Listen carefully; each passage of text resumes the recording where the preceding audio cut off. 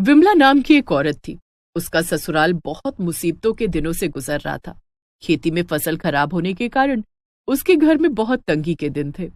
एक दिन उसकी सास उससे कहती है, अरे विमला, दोपहर होने को आई है, अभी तक खाने में कुछ क्यों नहीं बनाया तूने? क्या बनाऊं माँ जी, कहाँ से बनाऊं खाना? घर में कुछ भी तो नहीं है, न दाल, न चावल, न आटा और न ही कोई सब्जी। ओफो, अब क्या करेंगे? तेरे पिताजी और हितेश दोनों काम की तलाश में गए हैं। क्या पता कोई इंसान उन्हें दिहाड़ी पर अपने खेतों में काम करने के लिए रख ले, और वो अभी भूखे प्यासे आएंगे तो उन्हें क्या खिलाएंगे हम लोग? विमला ये सब सुनकर बहुत परेशान हो जाती है, मगर तभी उसकी ननद गौरा आ जाती है। माँ चिंता मत करो, घर में थोड़े से गेहूं भी तो पड़े हैं ना। हाँ तो अब क्या गेहूं पका कर खाएंगे? अरे नहीं माँ, घर में चक्की है ना, लाओ मैं इस गेहूं की चक्की में हल्का सा पीस देती हूँ, उससे ये दलिया बन जाएगा, फिर हम सब दलिया की खिचड़ी बनाकर खा लेंगे। अरे वाह, ये तो बहुत अच्छा विचार है दीदी, आप बैठिए, मैं जाकर गेहूं पीस देती हूँ। फिर विमला जाकर गेहूं से दलिया बना लेती है और उसकी खिचड़ी भी तैयार कर लेती है। आज तो ये दलिया बन गया, लेकिन कल तो इतना गेहूं भी नहीं है कि दलिया भी बन सके। बस आज ये लोग आए और उन्हें कुछ न कुछ काम मिल गया हो। कुछ देर बाद विमला का पति हितेश और ससुर घर आ जाते हैं। दोनों चेहरे से ही बहुत निराश लग रहे थे। उन्हें ऐसे परेशान देखकर विमला की सास कहती है, क्या हुआ, आज भी कुछ काम नहीं मिला क्या? नहीं, पूरे गांव में जैसे मनहूसियत छाई हुई है, किसी के पास काम नहीं है, और जिसके पास है वो बहुत कम पैसे दे रहा है काम करने के। तो अब क्या होगा, हम लोग क्या करेंगे? पता नहीं विमला। अच्छा ठीक है, फिलहाल सब लोग दलिया की खिचड़ी खा लो, बाद में सोचेंगे कि क्या करना है। गौरा के कहने पर सब लोग साथ में खिचड़ी खाने के लिए बैठ जाते हैं।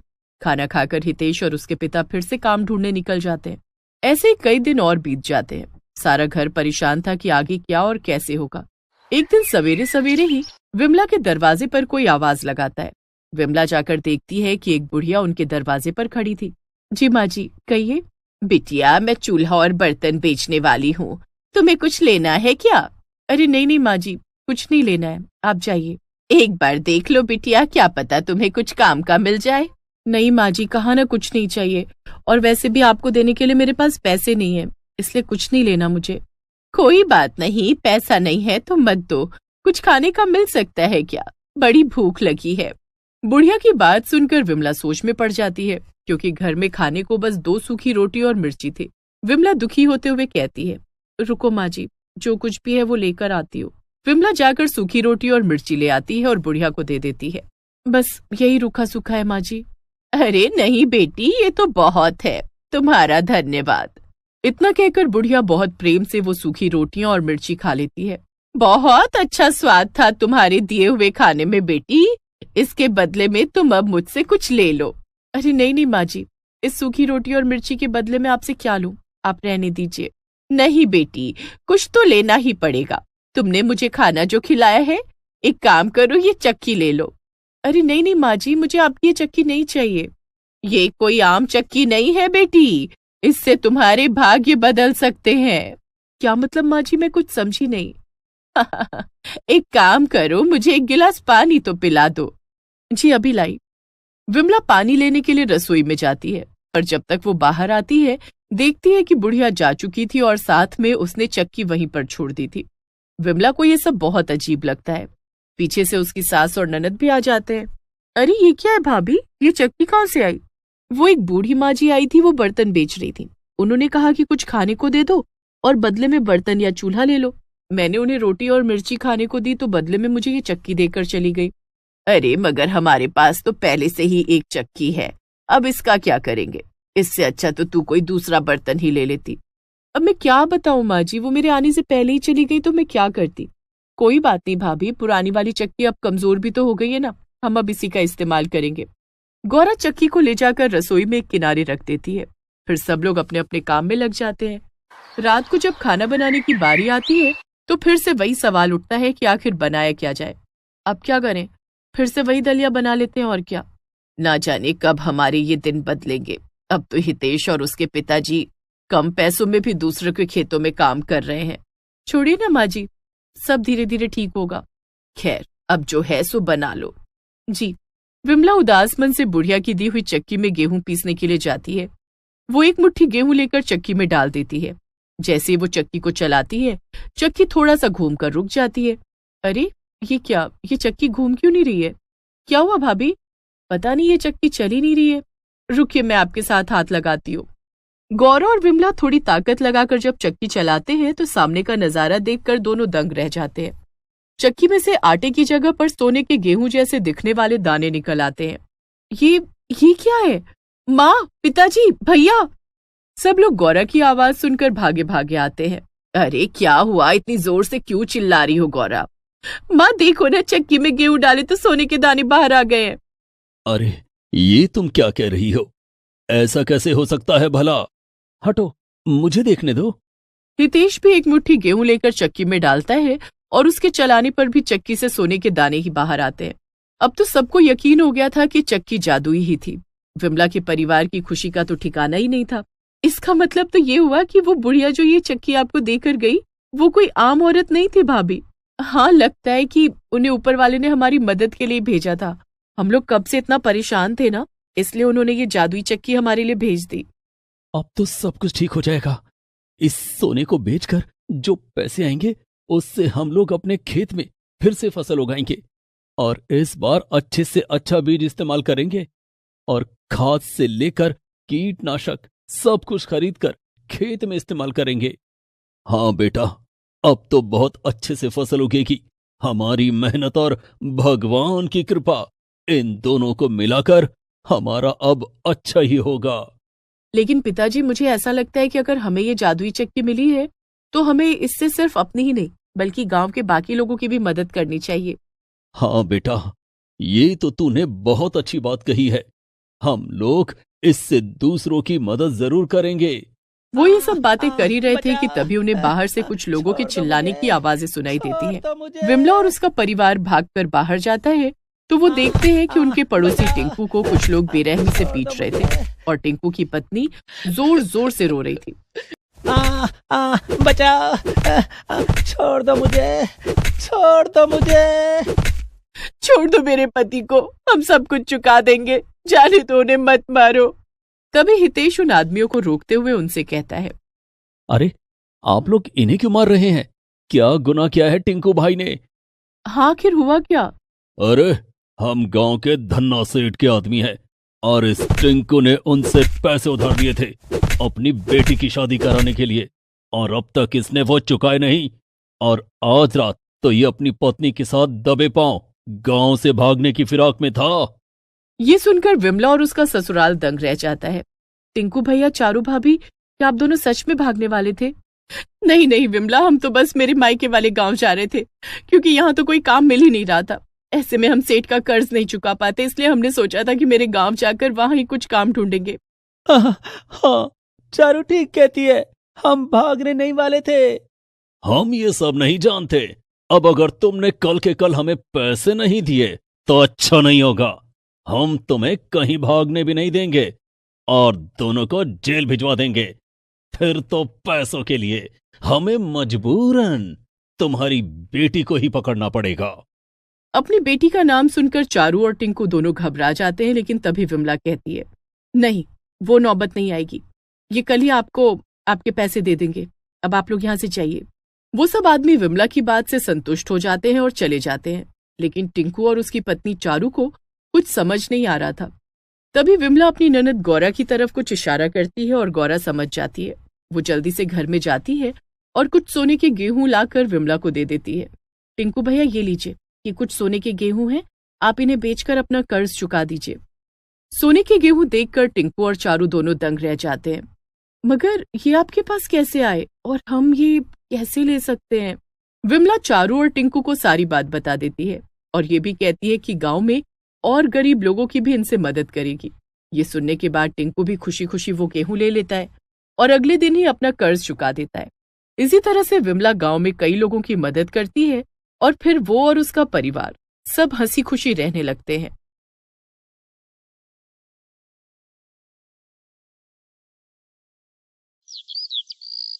एक दिन गुड़िया को देखने रिश्ते वाले आए थे। तभी लड़के की माँ गुड़िया की माँ सविता से कहती है, अरे बहन जी, वैसे आपकी बेटी गुड़िया को खाना बनाना तो आता है ना? हमें सिर्फ ऐसी ही बहू चाहिए जिसे अच्छा खाना बनाना आता हो।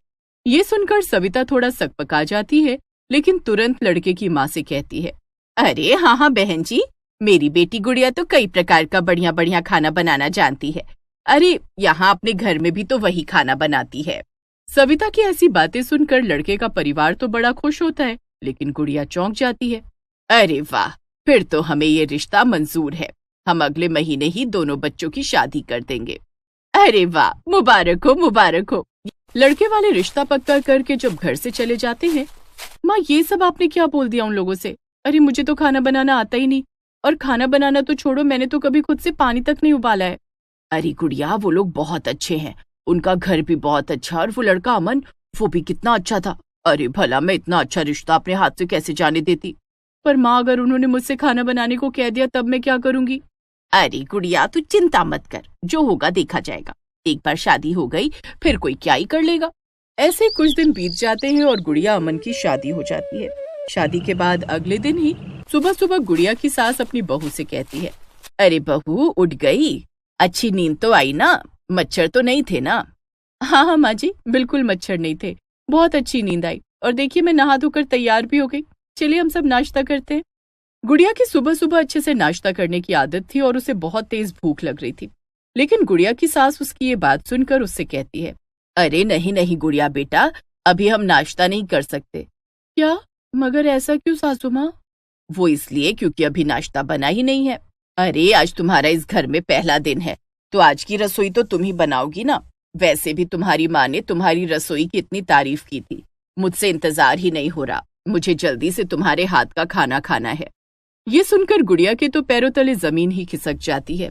हाँ वो माँ जी, लेकिन वेकिन कुछ नहीं, चलो तुम जल्दी से रसोई में पहुंचो और सबके लिए नाश्ता बना दो।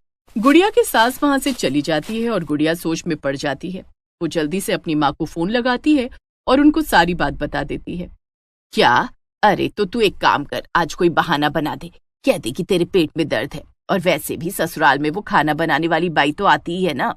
फिर गुड़िया पहले तो रसोई में चली जाती है, लेकिन जैसे ही गुड़िया की सास रसोई में आती है, गुड़िया पेट दर्द का नाटक करने लगती है।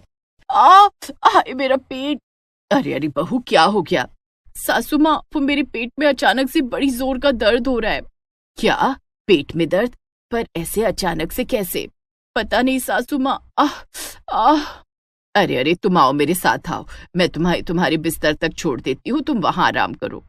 गुड़िया की सास उसे उसके कमरे में बिठा देती है और कहती है, ओहो अब क्या करें, आज तो मैंने हमारी बाई मीना को भी छुट्टी दे दी थी और घर में सब भूखे बैठे हैं। लगता है अब मुझे ही नाश्ता बनाना पड़ेगा। बहू तुम यहीं आराम करो, मैं सबके लिए नाश्ता बना देती हूँ। ये सुनकर गुड़िया बहुत खुश हो जाती है। हाँ हाँ माँ जी, मुझे भी बहुत भूख लग रही है, आप ना मेरा नाश्ता यहीं भिजवा दीजिएगा। क्या? अरे नहीं नहीं बहू, तुम्हारे पेट में तो दर्द हो रहा है ना, तुम्हें नाश्ता नहीं मिलेगा, तुम थोड़ी देर रुको, मैं तुम्हारे लिए सादी खिचड़ी भिजवा दूंगी। इतना कहकर सास वहां से चली जाती है और गुड़िया अपना सर पकड़कर बैठ जाती है। हे भगवान, ये कहाँ फंस गई मैं, अब मुझे फीकी खिचड़ी खानी पड़ेगी। उफ, पर चलो कम से कम मैं खाना बनाने से तो बच ही गई। एक दिन तो गुड़िया बच जाती है, मगर 2 दिन बाद जब सब साथ में बैठकर नाश्ता कर रहे थे, तब अमन गुड़िया से कहता है, अरे गुड़िया, तुम्हारी माँ ने तो कहा था कि तुम हर तरह का खाना बड़ी आसानी से बना लेती हो। वो हाँ कुछ ऐसा ही।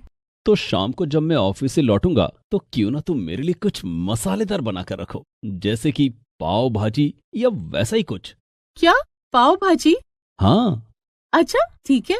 फिर तो शाम को बड़ा ही मजा आएगा, मैं ऑफिस से भी जल्दी लौटाऊंगा। अमन नाश्ता करके ऑफिस चला जाता है और गुड़िया अपने कमरे में जाकर सोचने लगती है, अब मैं क्या करूं? हाँ, एक काम करती हूँ, माँ को फोन लगाती हूँ। गुड़िया एक बार फिर से अपनी माँ को फोन लगाती है और उन्हें सब कुछ बता देती है। अच्छा तो मैं एक काम करती हूँ गुड़िया, जैसे ही अमन के आने का समय होगा मैं भी वहां आ जाऊंगी, वो भी कुछ बढ़िया मसालेदार खाने के साथ। अरे वाह माँ, ये तो बड़ा अच्छा उपाय है। गुड़िया फोन रख देती है और शाम होने का इंतजार करने लगती है। जैसे ही अमन घर आता है, वो सबसे पहले गुड़िया से कहता है, गुड़िया तुमने पाव भाजी बनाई या नहीं? क्या?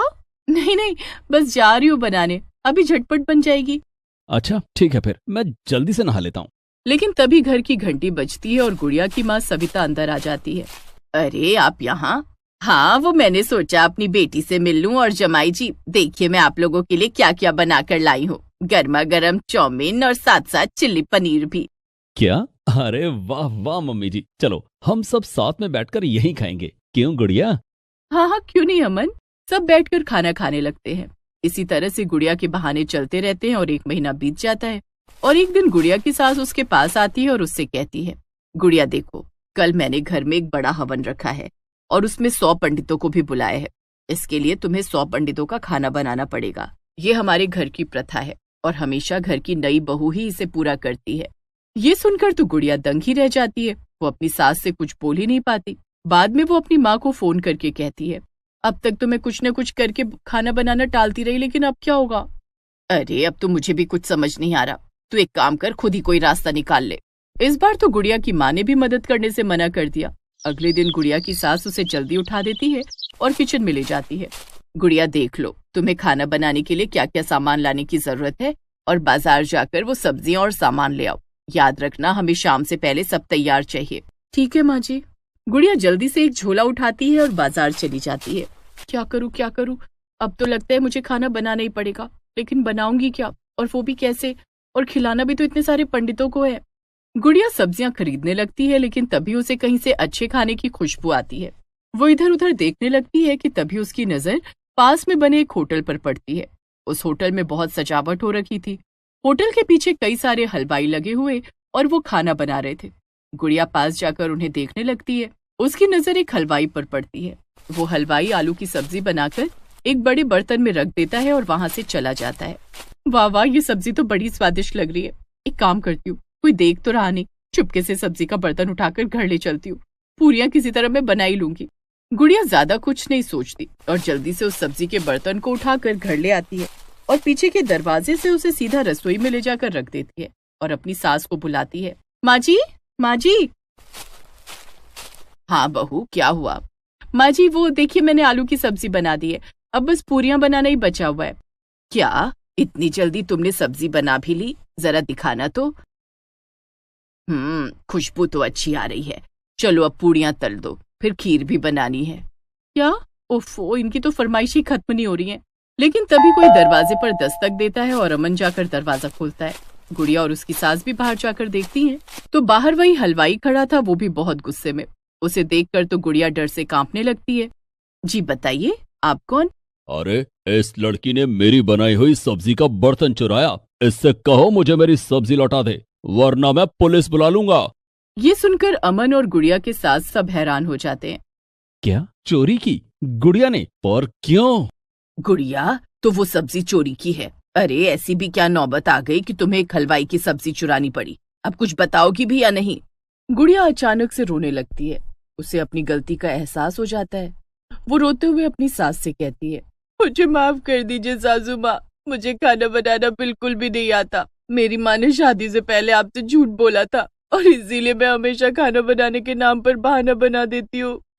और जब आज मुझे कुछ समझ नहीं आया और मैं सब्जी खरीदने बाजार गई तो मैंने इस हलवाई की सब्जी चुरा ली। मुझे माफ कर दीजिए। हे भगवान, बहू तुझे शर्म नहीं आई ये करते हुए? अरे अगर तू मुझे पहले ही सब कुछ बता देती तो मैं तुझे खाना बनाना सिखा देती। कम से कम चोरी करने की नौबत तो ना आती। रुक जाओ माँ, पहले हमें इस हलवाई को इसका सामान लौटा देना चाहिए, फिर हम बाकी की बात करेंगे। अमन जाता है और किचन से वो सब्जी का बर्तन उस हलवाई को वापस कर देता है और हलवाई वहाँ से चला जाता है। अब हम क्या करेंगे माँ? शाम को ही हवन है और सब पंडितों के लिए खाना तो गुड़िया को ही बनाना पड़ेगा, क्योंकि वही रस्म है।